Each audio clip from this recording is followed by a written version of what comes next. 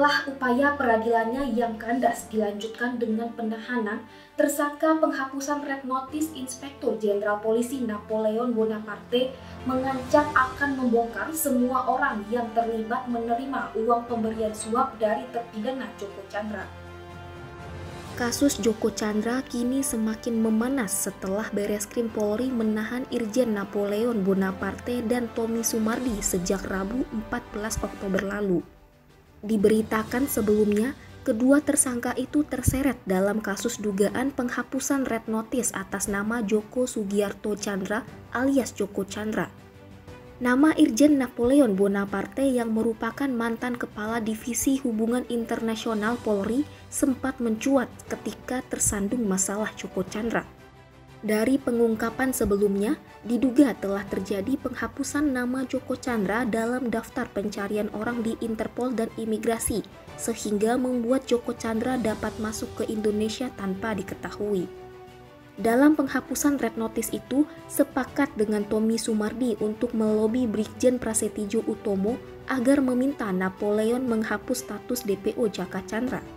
Sebagai kompensasi atas penghapusan Red Notice tersebut, Joko Chandra memberikan uang 10 miliar rupiah kepada Tommy Sumardi.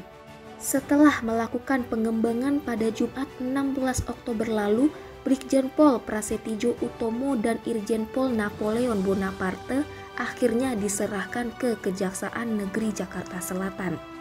Buntut dari penangkapan itu, Irjen Napoleon Bonaparte mengatakan bahwa pihaknya akan mengancam membongkar siapa saja yang telah menerima uang suap dari Joko Chandra sebesar 7 miliar.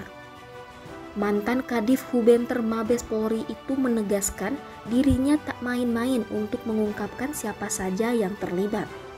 Menanggapi ancaman Napoleon tersebut, Kadif Humas Polri Irjen Argo Yuwono menegaskan pihaknya tidak ambil pusing.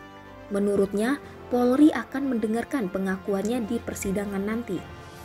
Selain Napoleon, tersangka yang ikut dilimpahkan adalah tersangka Brigjen Prasetyo Utomo serta tersangka Tommy Sumardi dan Joko Chandra. Namun, hanya ada 3 tersangka yang dibawa ke Kejari Jaksel, sedangkan tersangka Joko Chandra berkasnya dilimpahkan ke Kejari Jakarta Pusat. Masyarakat Anti Korupsi Indonesia atau MAKI merespons positif ancaman tersangka penghapusan Red Notice Irjen Napoleon Bonaparte terkait kasus Joko Chandra. MAKI berharap pernyataan yang dilontarkan Napoleon itu tidak menjadi sebuah ancaman belaka. MAKI bahkan menantang Napoleon untuk memberikan kesaksiannya saat ini juga.